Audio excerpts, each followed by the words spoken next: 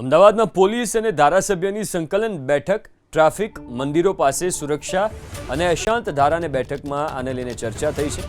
પાલડી વિસ્તારમાં અશાંત ધારાના ભંગની એમએલએ અમિત શાહની રજૂઆત। કોચરબ પાસે લઘુમતી સમાજના લોકો રહેવા લાગ્યા।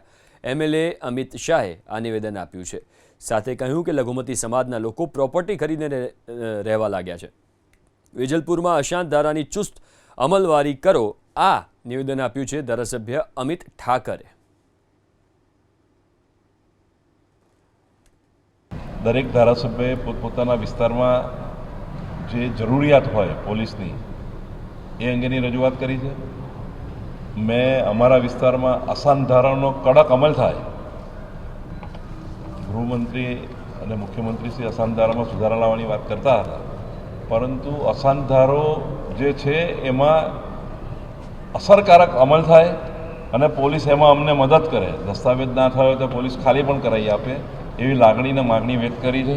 પાલડી વિસ્તારમાં અશાંત ધારામાં કોચરબ આશ્રમની આજુબાજુમાં મોટી સંખ્યામાં લઘુમતી સમાજના લોકો પ્રોપર્ટી ખરીદીને રહેવા આવી રહ્યા છે। આના સામે અને બીજા ફ્લેટો પણ લીધા છે, તો આ લોકો ના આવે અને જે પ્રજા રહે છે એ જળવાઈ રહે તેની અમારી લાગણીને માને। અગાઉ અમે રજૂઆત કરી હતી કોર્પોરેશનમાં કે ટ્રસ્ટ વેચાતું થયું છે।